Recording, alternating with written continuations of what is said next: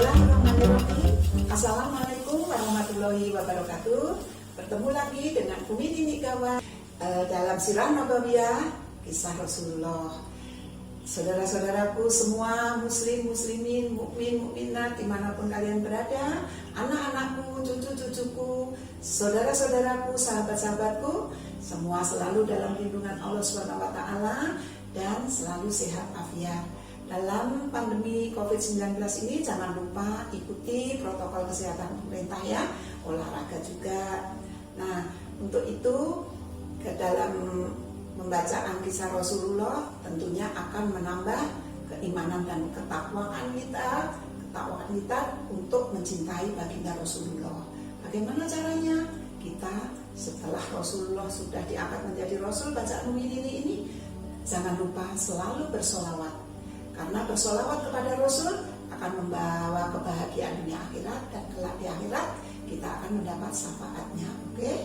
Maka dari itu kita yakin mencintai Rasulullah dengan sepenuh hati. Kita mulai, jangan lupa like, subscribe, komen, dan bagikan. Terima kasih. Allahumma sholli ala sayyidina Muhammad wa ala ali sayyidina Muhammad. Untuk yang bab 30 ini Rasulullah SAW naik ke Bukit Sofa, dan seruan dari Bukit Sofa Rasulullah memanggil dengan suara yang lantang, itu memanggil untuk kaum Quraisy, yaitu dengan teriakan wahai, bukan teriakan lah, kalau Rasulullah itu pastinya seteriak-teriaknya tetap lembut, jadi wahai orang-orang Quraisy, wahai orang-orang Quraisy, diulang lagi, wahai orang-orang Quraisy. Penduduk Mekah yang sibuk dengan urusannya masing-masing terkejut dan menoleh. Muhammad berseru dari atas sofa, ada apa ya gerangan? Penduduk Mekah yang sedang sibuk itu.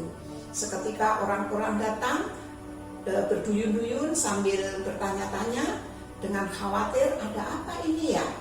Rasulullah SAW memandang kerumunan yang di bawah yang menatapnya dengan wajah penuh tanda tanya. Jadi penduduk berkerumun, Rasulullah di atas sofa, penduduk di bawah itu menatap Rasulullah dengan penuh tanda tanya.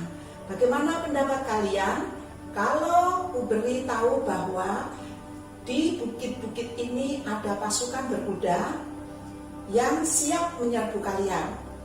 Percayakah kamu kepadaku? Tanya baginda Rasulullah kepada kaum Quraisy yang sudah berkumpul di bawah Bukit Sofa tadi. Kami percaya, jawab semua orang yang ada yang berkerumun di bawah tadi. Kami tidak akan meragukan kata-katamu.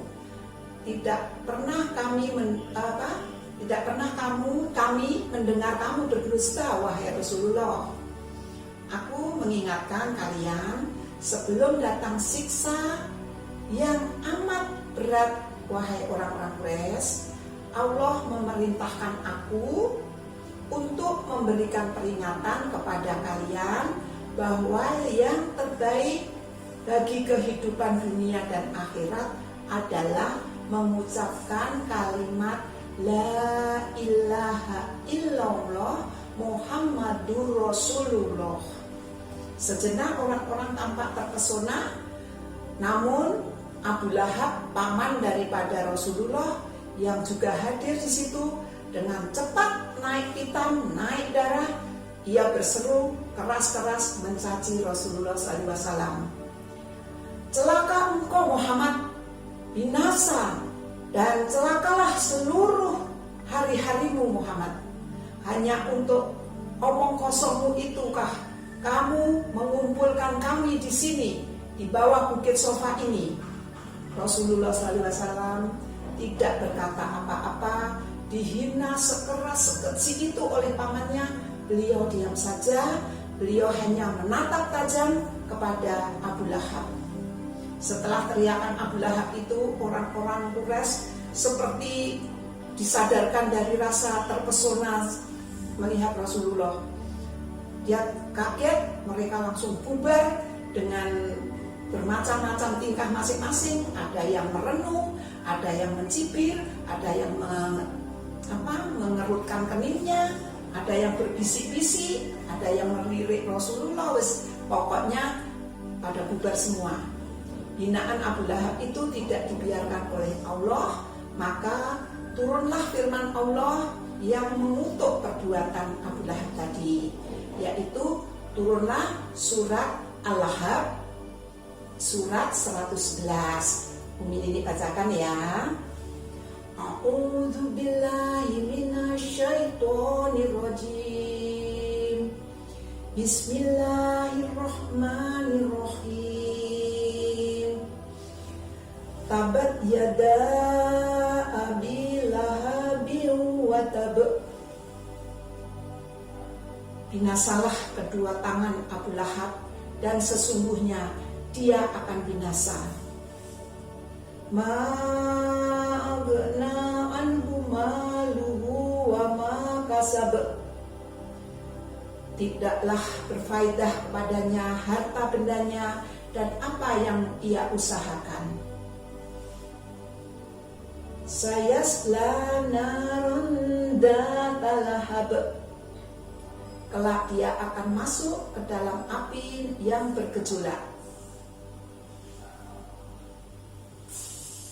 Wa mar'atuhu hammalatal hatab. Dan begitulah pula istrinya, pembawa kayu bakar. Fi jidha hablum min masad. Yang di lehernya ada tali dari sabut. Maha benar Allah dengan segala firman-Nya. Wahai Abu Lahab, sekarang apa yang akan engkau katakan? Dengarlah keponakanmu, Muhammad tidak akan pernah lagi bungkam terhadap orang yang menentangnya. Keponakanmu Muhammad tidak akan pernah lagi menerima caci maki dan hinaan dari siapapun, sekalipun dari pamannya sendiri. Jika caci maki itu ditujukan pada ajaran Allah yang dibawakannya oleh keponakanmu, yaitu Muhammad SAW, bahkan siap terjun ke medan laga untuk menghadapi orang-orang yang sombong dan congkak seperti dirimu. Wahai Abu Lahab, dengarkanlah firman Allah yang baru saja turun itu. Bukankah firman itu seperti gelegar petir yang menyambar dirimu?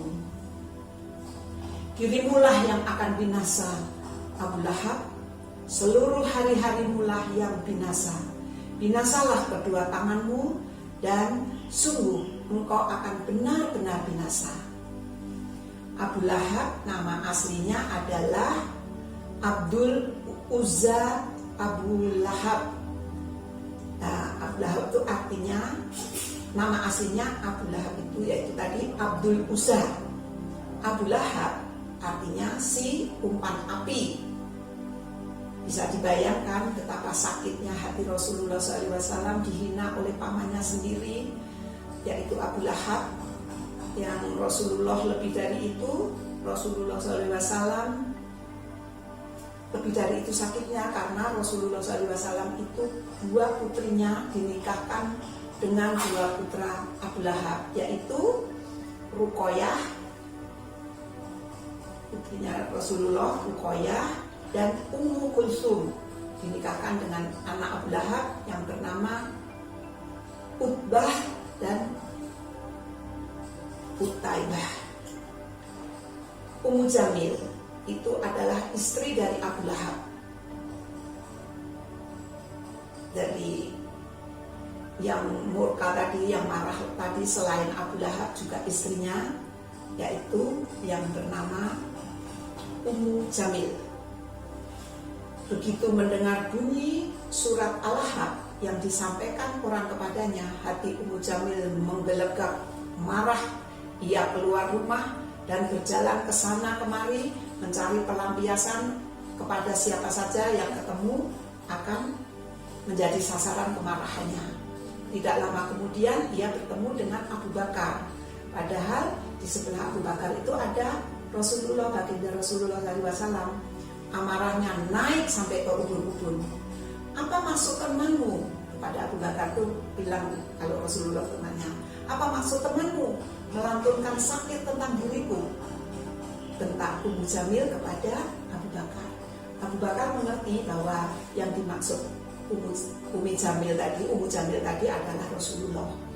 Sebenarnya ada di sisiku, namun ditutupi oleh Allah sehingga mata Ummu Jamil tidak melihat Rasulullah.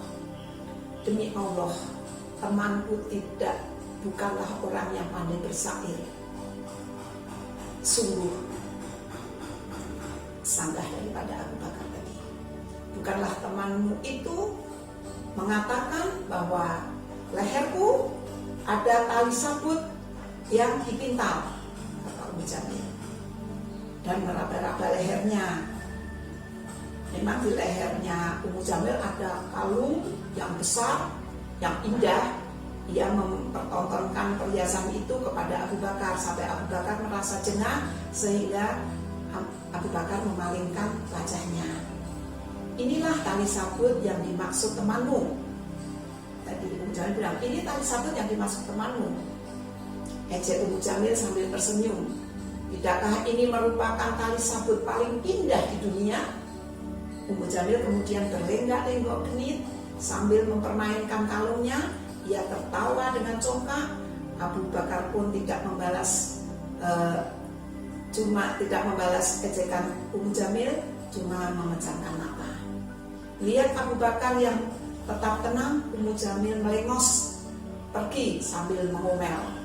Semua orang-orang Quraisy tahu bahwa aku adalah putri kebanggaan mereka. Ummu Jamil adalah wanita yang sangat cantik.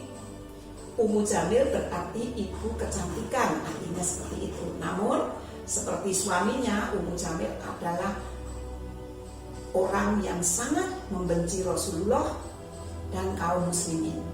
Begitu bencinya sampai ia menyuruh budak-budaknya untuk melempari batu dan kotoran kepada Rasulullah setiap Rasulullah lewat. Begitulah kesombongan, kecongkaan Abu Lahab dan istrinya Ummu Jamil. Maka dari itu kita jangan mencontoh ya. Kita sebagai umat muslim, contohlah teladan kita, yaitu baginda Nabi besar Muhammad SAW sebagai teladan kita agar kita selamat dunia dan akhirat. Sampai di sini dulu perjumpaan kita untuk bab yang 30. Sampai ketemu lagi besok. Jangan lupa maafkan Umi Gawat apabila ada tutur kata yang salah, kata-kata yang salah, mohon dimaafkan. Billahi taufiq wal hidayah. Wassalamualaikum warahmatullahi wabarakatuh.